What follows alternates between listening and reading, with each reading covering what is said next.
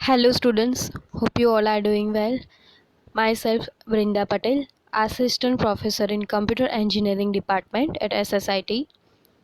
So today we are going to start our first experiment in computer networks. So aim is study of different network devices in detail. So this practical is theory based practical. So no need of software and hardware in this. So hardware devices.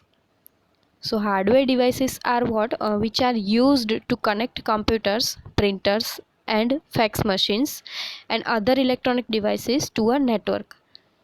जो क्या करता है network में different devices को connect करता है. ठीक है. So they are known as a network devices. So this devices transfer data and it is in a fast manner. So these devices transfers data to a fast, secure and correct way over the same or different networks. So network devices may be inter-network or intra-network. So in inter-network means internet is used to connect different network of computers simultaneously. Internet का use क्या होता है कि internet जो है वो different computers को एक नेटवर्क के लिए जोड़ने के लिए हम इंटरनेट का यूज़ करते, राइट. इंटरनेट के थ्रू डिफरेंट नेटवर्क कनेक्ट हो सकते हैं. सो ये पब्लिक नेटवर्क है जो हर कोई इंटरनेट के थ्रू एक्सेस कर सकता है. ठीक है. एंड इंटरनेट में क्या होता है कि मल्टीपल यूज़र्स यूज़ कर रहे होते हैं इंटरनेट. एंड इंटरनेट के through users multiple information provide कर रहे होते हैं एक दूसरे को और इन्फॉर्मेशन भी शेयर कर रहे होते हैं. अब इंट्रानेट क्या होता है? तो intranet is the type of internet which is used by privately. Internet एक प्राइवेट इंट्रानेट है, वो एक प्राइवेट नेटवर्क है. सो सभी लोग डायरेक्ट इंट्रानेट एक्सेस नहीं कर सकते. इंट्रानेट में लिमिटेड नंबर्स ऑफ यूज़र्स होते हैं जो लिमिटेड इन्फॉर्मेशन यूज़र को प्रोवाइड करते हैं. सो नेटवर्क डिवाइसेस में कोई डिवाइसेस दूसरी डिवाइसेस में इंस्टॉल हुई होती है. For example NIC and NIC card and RJ45 connector, and some are the part of the network like router, switch etc. Now RJ45 connector. So RJ connector क्या होता है वो देखते हैं. RJ connector means registered jack 45. RJ connector एक connector है जिसमें 8 pin Jack होता है. ये हम देख सकते हैं यहाँ पे कि टोटल 8 पिन जैक है. वो क्या है? एथरनेट है. वो एक लोकल एरिया नेटवर्क में फिजिकली कनेक्ट होने के लिए यूज़ होता है. यहाँ पे हम फिगर में देख सकते हैं कि यहाँ पे एक पिन है. ठीक है. सो वो क्या है? ये एक जैक है वो है. ठीक है. सो ये ऐसे टोटल 8 जैक्स है. ठीक है. जो कि 8 पिंस है और वो यहाँ पे फिगर में जैसे है वैसे कनेक्टेड होती है. 4 इस साइड होती है, 4 इस साइड होती है. सो ये एथरनेट है, ये एक टेक्नोलॉजी है. वो डिफाइन करती है प्रोटोकॉल्स एक लोकल एरिया नेटवर्क एस्टेब्लिश करने के लिए. सो ये जो केबल यूज़ होता है ये एथरनेट लोकल एरिया नेटवर्क के लिए यूज़ होता है. उसमें ट्विस्टेड पेयर केबल होते हैं. ठीक है. ये जो है दोनों ये एक दूसरे के साथ ट्विस्टेड दो वायर्स एक दूसरे के साथ कनेक्टेड होते हैं, मीन्स ट्विस्टेड पेयर केबल होते हैं. एंड दोनों के साइड पे RJ45 कनेक्टर पिंस होती है. ये पिंस सॉकेट के थ्रू डिवाइसेस में कनेक्ट होती है और ये डिवाइसेस नेटवर्क से कनेक्ट हो जाती है.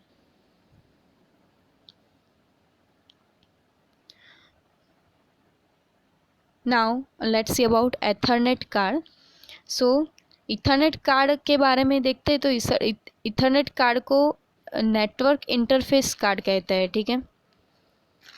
सो इथरनेट कार्ड एक हार्डवेयर कंपोनेंट है जो कंप्यूटर में यूज़ होता है. सो ये कंप्यूटर को इथरनेट लाइन से कनेक्ट करता है.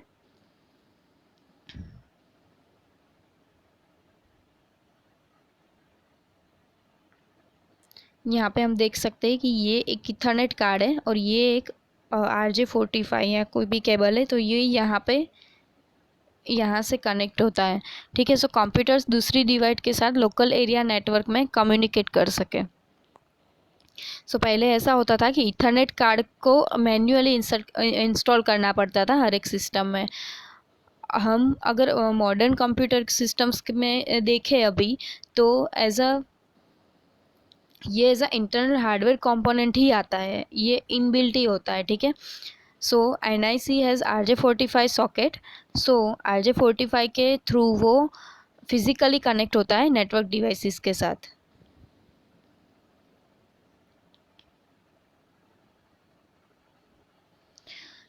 Now modem.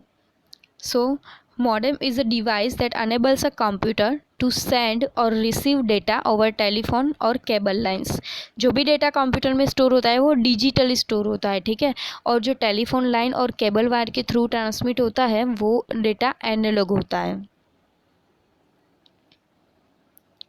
So the main function of modem is to convert digital signal into analog and vice versa. Modem is a combination of two devices, which is modulator and demodulator. The modulator converts digital data into analog data when the data is being sent by the computer, and demodulator converts analog data signals into digital data when it is being received by the computer. So modem can be categorized in several ways, like direction in which it can transmit data, type of connection to the transmission line, and transmission mode.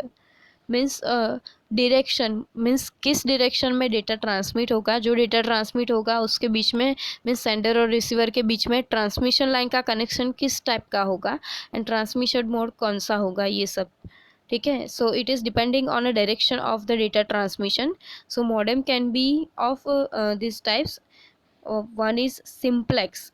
A simplex modem can transfer data in only one direction from digital device to network, which is a modulator, or network to a digital device, which is demodulator. Digital device से network में भेजे तो वो क्या होगा, आगे हमने देखा है उसे modulator, and demodulator means network to digital device.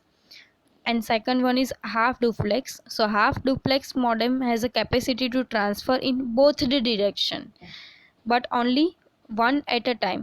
अगर सेंड होता है तो वो एक टाइम पे ही एक डिवाइस से रिसीवर से सेंडर से रिसीवर तक सेंड ही होगा, और फिर वापस से रिसीवर से सेंडर तक रिसीव होगा। वैसे full duplex, a full duplex modem can transmit in both the direction सिम्युलटेनियसली।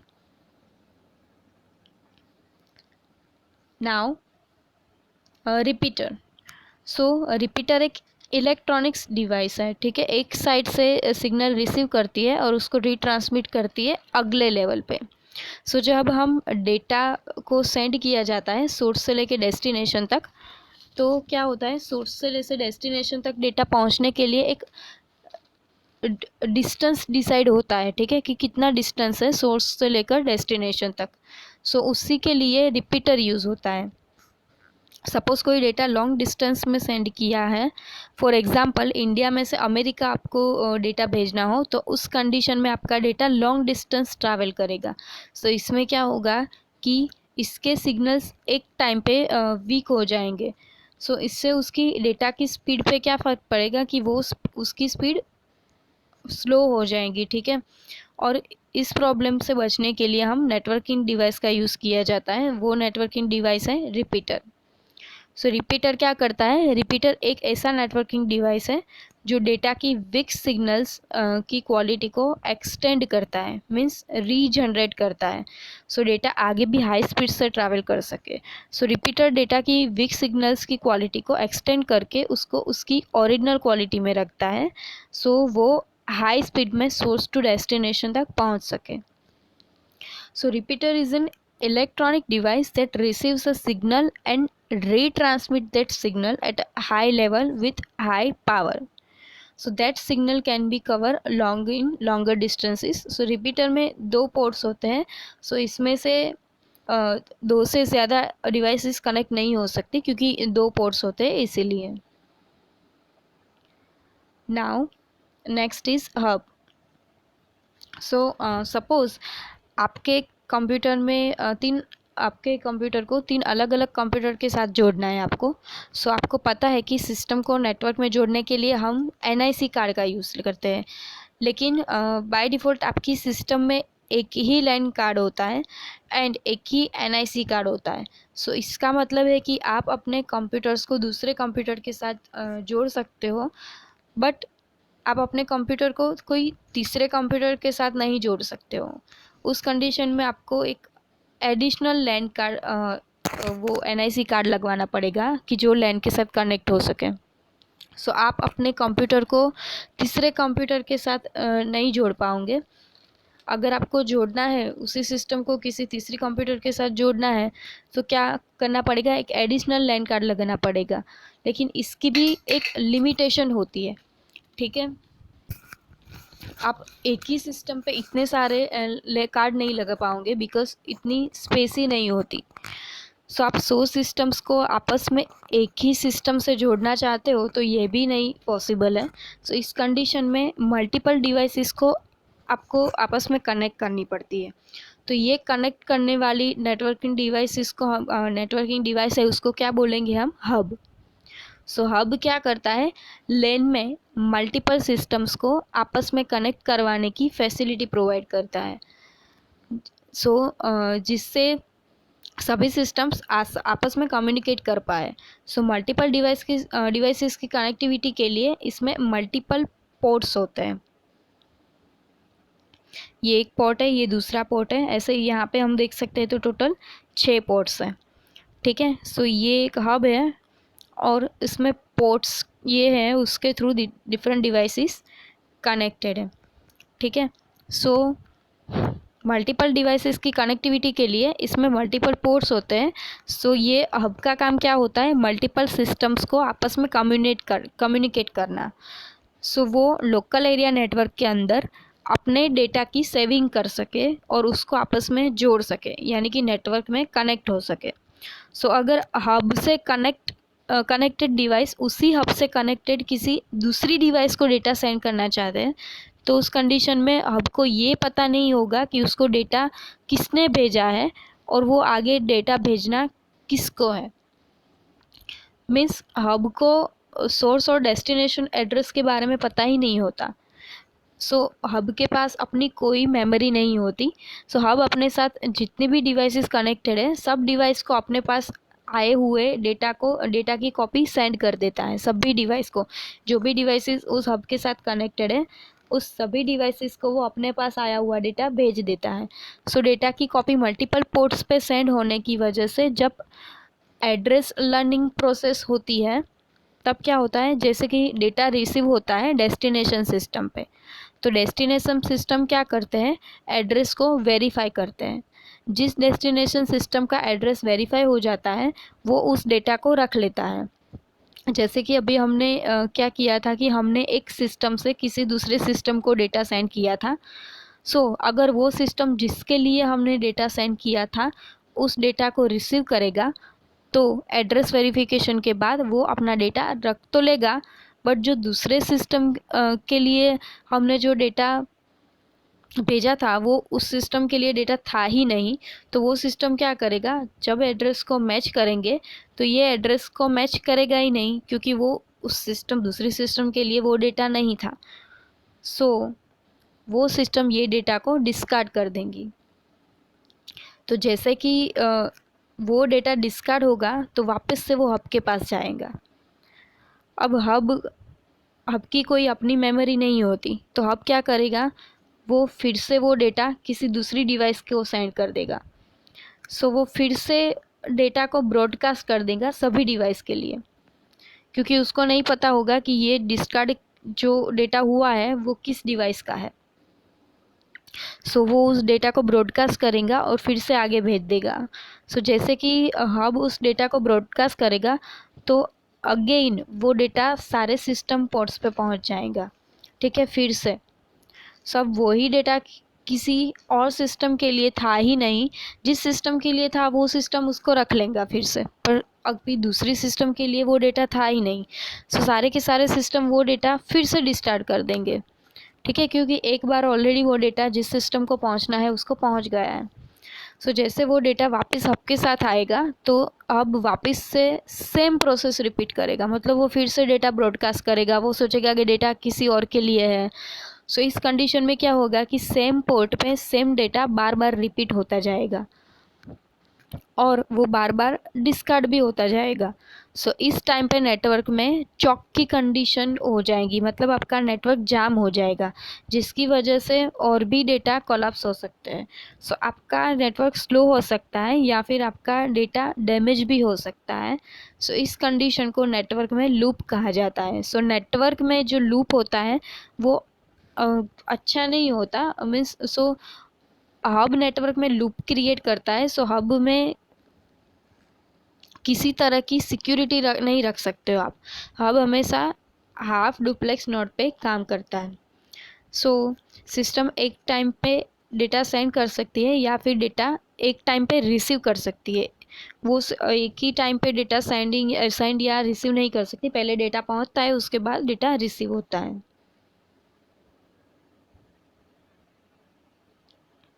So an ethernet hub, active hub, network hub, repeater hub, hub और कॉन्सेंट्रेटर। सो उसको क्या कहते हैं, हब, ये सभी हब के नाम है। So it is a device for connecting multiple twisted pair और fibre optic ethernet devices together and making them act as a single network segment.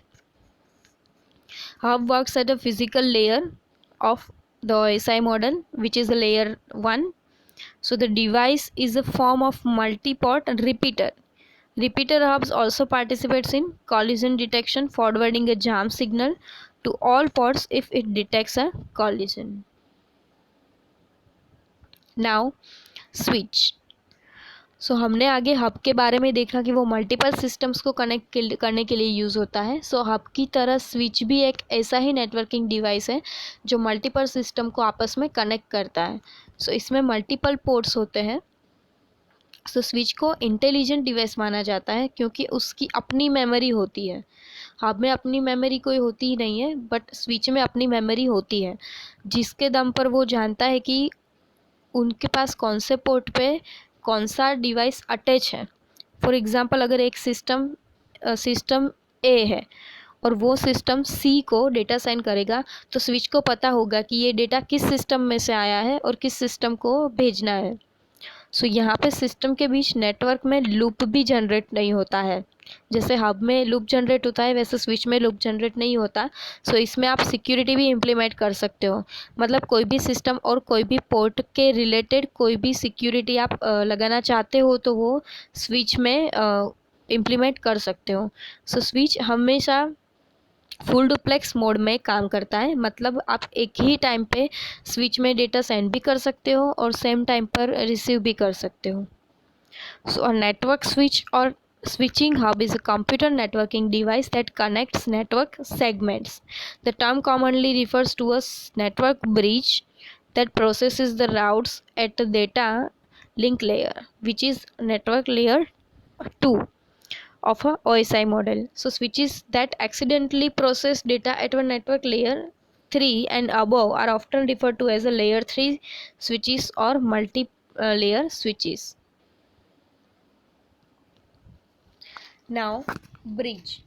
So network bridge है वो क्या करता है, सभी जो नेटवर्क सेगमेंट होते हैं उनको वो डेटा लिंक लेयर पे कनेक्ट करता है। ठीक है, सो एथरनेट नेटवर्क में क्या होता है कि जो ब्रिज है वो एक डिवाइस है, मीन्स ब्रिज स्विच के जैसा ही है, बट स्विच जो है वो ब्रिज के थ्रू मल्टीपल पोर्ट्स के साथ डिवाइस को कनेक्ट करता है। सो स्विच और लेयर 2 स्विच ब्रिज के साथ इंटरचेंज होते रहते हैं, मीन्स जो डिवाइसेस है वो एक दूसरे के साथ कनेक्टेड होती है और डेटा इंटरचेंज होता रहता है। सो ब्रिज के जो डेटा पैकेट्स ब्रिज के पास जो डेटा पैकेट्स आते हैं उनको वो पहले एनालाइज करता है एंड उसको ब्रिज के थ्रू वो एक नेटवर्क से दूसरे सेगमेंट को भेजता है। सो ब्रिज है वो दो लैन मीन्स लोकल एरिया नेटवर्क को कनेक्ट करता है। वो दो नेटवर्क डिफरेंट नेटवर्किंग प्रोटोकॉल्स पे ऑपरेट हो रहे होते हैं। जैसे कि हम फिगर में देख सकते हैं कि यहाँ पे दो सर्वर्स हैं, ठीक है, एक सर्वर है, ये दूसरा सर्वर है, ठीक है। सो ये जो सर्वर है वो कनेक्टेड है स्विच से, ठीक है। यहाँ पे एक राउटर है, उसके साथ दो नेटवर्क कनेक्टेड है, और ये सर्वर फिर स्विच के साथ भी कनेक्टेड है, और उसके साथ डिफरेंट डिफरेंट डिवाइसेस कनेक्टेड है। सो यहाँ पे दो नेटवर्क है, एक दूसरे के साथ ब्रिज के साथ भी कनेक्टेड है, और जो ब्रिज है वो राउटर के दो लोकल एरिया नेटवर्क के थ्रू एक दूसरे के साथ कनेक्टेड है। So now router. So router एक ऐसा नेटवर्किंग डिवाइस है जो डेटा के लिए सोर्स से लेके डेस्टिनेशन तक जाने का बेस्ट पाथ सिलेक्ट करके देता है। फॉर एग्ज़ाम्पल, सपोज़ मुझे इंडिया से कनाडा डेटा सेंड करना है। सो इस कंडीशन में हमारे पास इंडिया से कनाडा जाने के लिए कई सारे रूट्स हो गए, यानी कि कई सारे रास्ते हो गए। उन कई सारे रूट्स में से आपको किस रूट से डेटा भेजना है, किस पाथ से डेटा भेजना है, जो कि शॉर्ट रूट भी हो और फास्ट भी हो। सो उस रास्ते का सिलेक्शन राउटर आपको करके देता है। एंड डिफरेंट डिफरेंट नेटवर्क को जोड़ने का काम भी राउटर करता है। सपोज़ आप एक ऑर्गेनाइजेशन को दूसरे ऑर्गेनाइजेशन के साथ जोड़ना चाहते हो, तो इस कंडीशन में आप राउटर का यूज़ कर सकोगे। एंड डिफरेंट डिफरेंट एरिया को मीन्स जो भी डिफरेंट डिफरेंट एरिया है उसको आपस में जोड़ने का काम भी राउटर ही करता है। सो राउटर का यूज़ डिफरेंट सबनेट्स को आपस में जोड़ने के लिए भी किया जाता है। राउटर का मेन काम होता है डेटा ट्रांसमिशन के लिए बेस्ट पाथ चूज़ करना। सो यहाँ पे हम फिगर में देख सकते हैं कि राउटर है, ठीक है। वायरलेस डिवाइस, वायरलेस राउटर है जिसके साथ सभी डिवाइसेस कनेक्टेड है, वो राउटर्स के साथ कनेक्टेड है। सो इंटरनेट के थ्रू आप वो डिसाइड करेगा कि जो सोर्स से ऐसे डेस्टिनेशन तक डेटा भेजना है उसके लिए कौन सा पाथ बेस्ट रहेगा। So router is an electronic device that interconnects two or more computer networks and selectively interchanges packets of data between them. So each packet contains address information that router can use to determine if the source and destination are on the same network, or if the data packet must be transferred from one network to another. So multiple routers are used in a large connection of interconnected networks, and routers exchange information about the target system addresses. So each router can build up a table showing the preferred paths between any two subsystems or on the interconnected networks. Now next is gateway. So gateway क्या है? एक network node है। सो जो भी network node है, ठीक है, उसको दो नेटवर्क को डिफरेंट प्रोटोकॉल्स का यूज़ करके कनेक्ट करता है। मीन्स गेटवे एक नेटवर्क नोड होती है, उसको दो नेटवर्क जो दो नेटवर्क के बीच नोड होती है उसको डिफरेंट प्रोटोकॉल्स का यूज़ करके कनेक्ट करता है। मीन्स ये दो नेटवर्क के बीच का एक दरवाज़ा है, एक गेट है। जो दरवाज़ा मीन्स ये गेट राउटर भी हो सकता है या फिर कोई डिवाइस भी हो सकती है, जो डेटा के लिए ट्रैफिक को नेटवर्क में गेट के थ्रू आने देता है और गेट में से बाहर जाने भी देता है। यहाँ पे फिगर में हम देख सकते हैं कि यहाँ पे एक सर्वर है, ठीक है।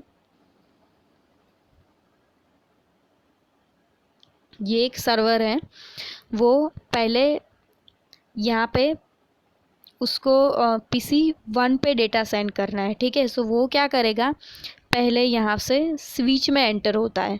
तो ये क्या हो गया, एक गेट हो गया, एक स्विच, एक दरवाज़ा हो गया, और वहाँ से वो सेंड होता है यहाँ पे PC 1 में। अब क्या होता है, PC 1 डेटा सेंड करता है PC 2 को, ठीक है। अब PC 2 डेटा सेंड करता है PC 5 को। सो ये जो डेटा पास हो रहा है वो एक सेंट्रलाइज डिवाइस है स्विच में, उसमें हो रहा है। यहाँ से यहाँ पे, फिर यहाँ से वापस से यहाँ पे जाता है, और फिर वहाँ से वापस से यहाँ पे आता है। सो ये डेटा पास हो रहा है वो स्विच के थ्रू हो रहा है। So switch is acting as a gateway which enable traffic to flow in and flow out of the network.